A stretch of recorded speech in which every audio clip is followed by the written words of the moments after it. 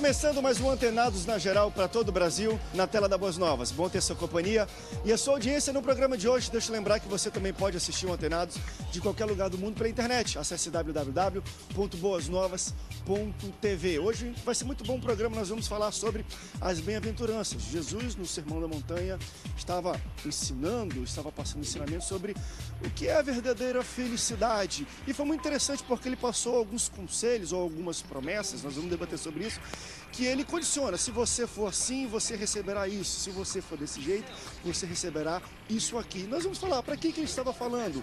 Aquilo é para salvos, para não salvos. Muitas pessoas interpretam também que ele estava meio que dando uma injeção de ânimo para os seus discípulos que estavam passando por algumas dificuldades, por injúrias, por calúnias. Isso às vezes acontece também em igreja. Pastores pregam, mas com target, vamos falar assim, mirando a sua liderança, porque estão passando por alguma dificuldade. Será que esse era o caso ali para quem Jesus estava falando? E qual era a finalidade? Aquilo eram ensinamentos ou aquilo de fato eram promessas? E será que as bem-aventuranças é para essa vida? Aquilo que nós vamos receber se nós formos, segundo Jesus falou, é para essa vida ou para a vida eterna? Só depois da vinda de Jesus ou após a morte que nós vamos, por exemplo, deixa eu ler algumas bem-aventuranças para vocês aqui. Bem-aventurados humildes de espírito, porque deles é o reino dos céus. Os que choram, porque serão consolados. Os que têm fome e sede de justiça, porque eles serão fartos. Isso será para essa vida agora. Para falar um pouco sobre as bem-aventuranças, eu recebo ele que é bacharel em teologia e pastor da Assembleia de Deus em Santa Cruz, pastor Sérgio da Costa, pastor Benino Antenados. É um prazer muito grande mais uma vez estar aqui.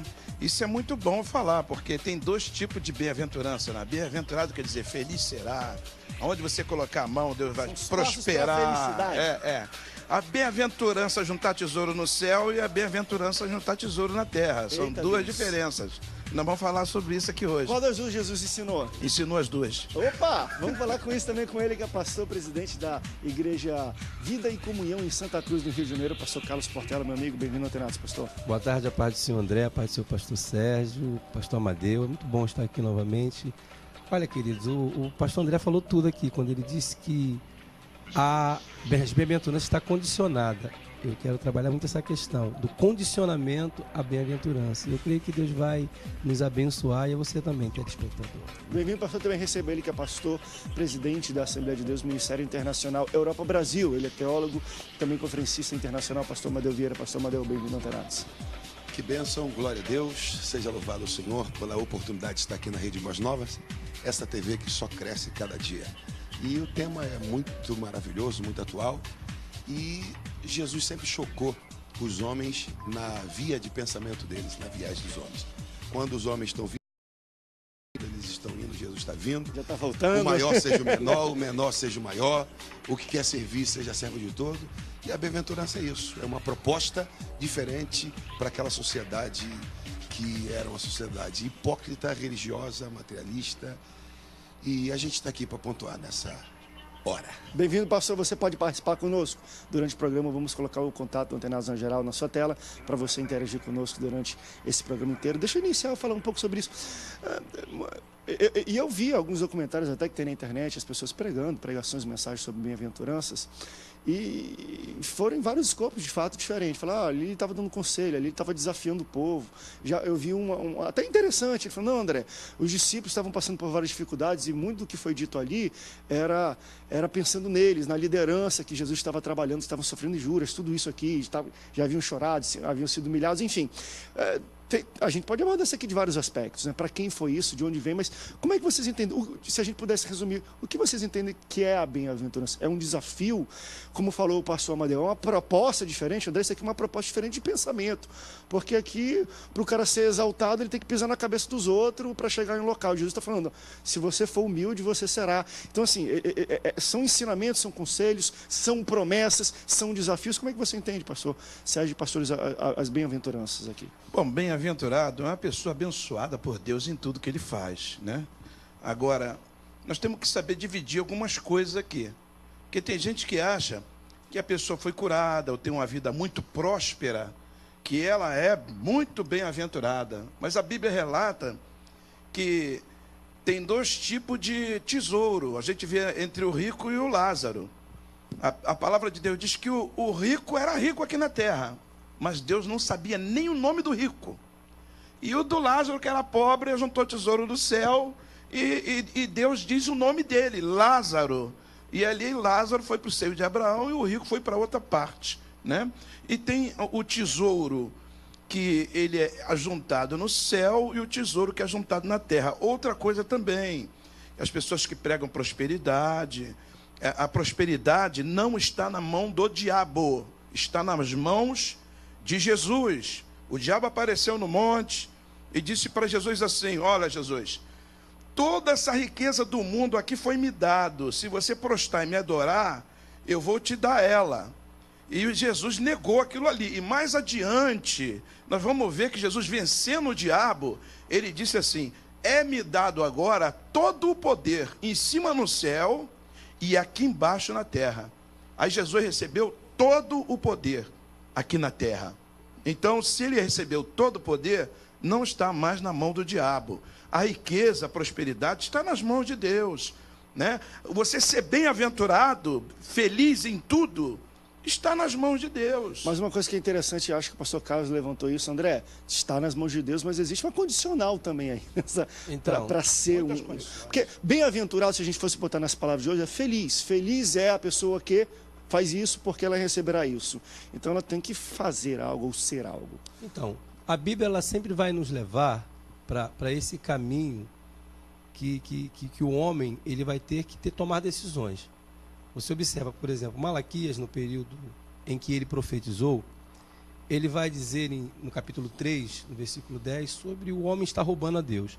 Aí no versículo 12, o Malaquias vai falar sobre bem-aventurança. Ele vai dizer, ó, vós vos chamareis uma terra deleitosa. Aí ele está falando de uma bem-aventurança. E vos chamarão de bem-aventurados.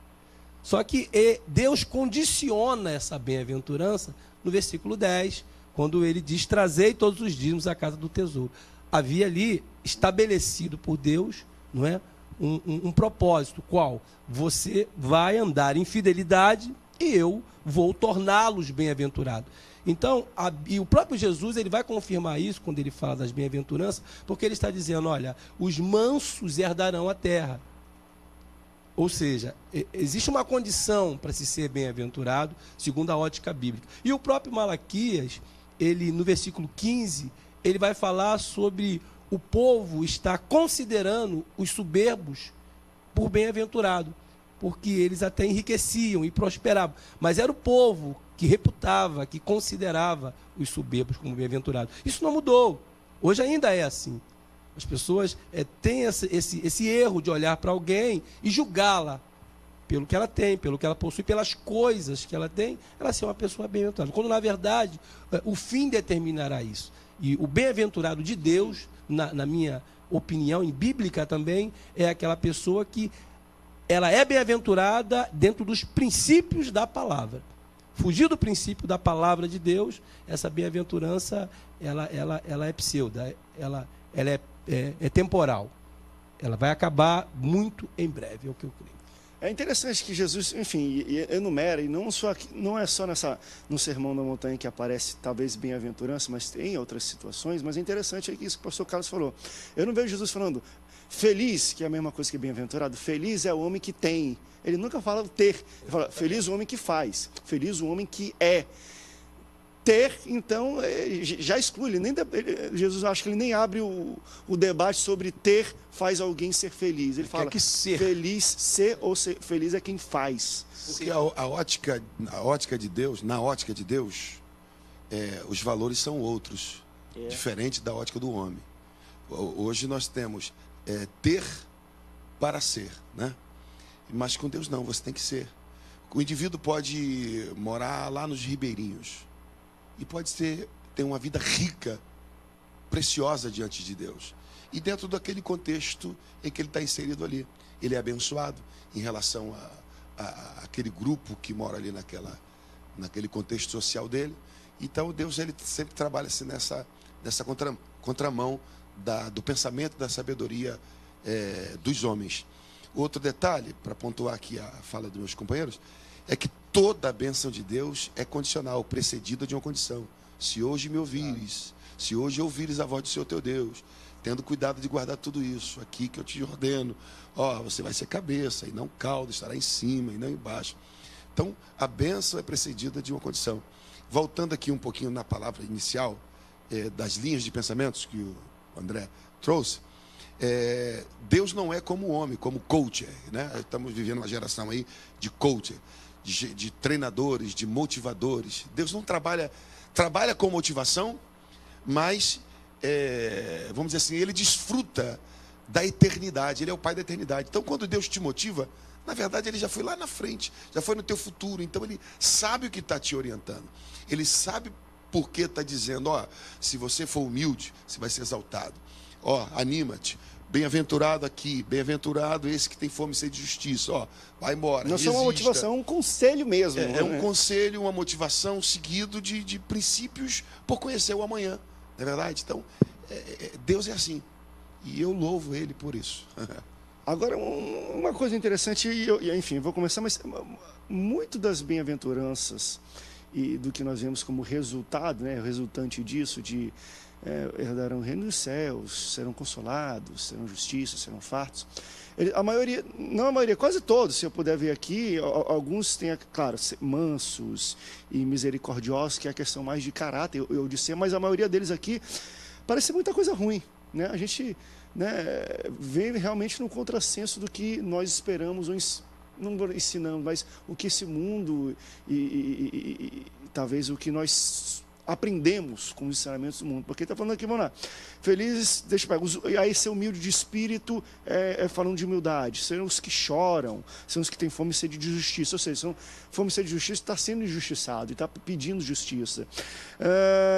Os pacificadores, os perseguidos por causa de justiça, aqueles que são injuriados e perseguidos pelo meu nome, parece que é uma carga muito grande de sofrimento aí. Porque, André, tem que se observar, pastor, parece que assim, é feliz quem sofre. Eu não estou falando de fazer apologia ao deserto, né? E ao sofrimento. Mas existe isso aqui. A experiência do salmista, no Salmo 106, ele vai falar sobre direitos e justiça. O Salmo 106 fala sobre direitos e justiça. Bem-aventurado aqueles que em todo tempo observam o direito e faz a justiça. Então, quando eu caminho observando direitos e fazendo a justiça, aos olhos de Deus, eu sou uma pessoa bem-aventurada. Porque não há como o justo perecer. Porque lá em Malaquias mesmo, no capítulo 3, no versículo 18, que é o final, Deus ele resume toda aquela promessa de bem-aventurança dizendo, e novamente vereis a diferença entre quem serve e quem não serve a Deus, entre o justo e o injusto. Então, o bem-aventurado é o que observa direito e pratica a justiça. Caminhando nesse viés, você automaticamente não vai andar em soberba, porque o soberbo tem que sobrepor-se sobre alguém. Alguém tem que ser humilhado para que você seja considerado soberbo. Para dar ibope a ele. Então você jamais vai desprezar o pobre, porque você observa a justiça, o direito. Então, aos olhos de Deus, todos têm direito. Então, quer dizer, automaticamente, aos olhos de Deus, você é uma pessoa bem-aventurada. Bem-aventurados mansos, por exemplo, Salomão, 40 anos de governo sem guerra, herdarão a terra. Quem foi Salomão com a sua mansidão? Então, Deus é magnífico. Perfeito. Eu até iria propor aqui uma salva de palmas para esse Deus. Perfeito, exatamente, perfeito. Vamos para o rápido intervalo, a gente acaba com salva de palmas para Deus, a gente vai para o rápido intervalo, daqui a pouco nós voltamos. E deixa eu também entender o seguinte, o bem-aventurado, qual é o relacionamento entre uma bem-aventurança e salvação? Bem-aventurado é uma pessoa salva ou não? Posso ser bem-aventurado, mas não necessariamente ter a salvação. Porque o resultado da bem-aventurança vai ser colhido nesta vida ou depois que Jesus voltar, depois que formos para a eternidade. Vamos para o rápido intervalo, daqui a pouco a gente volta. Não sai daqui, o Antenados volta já já.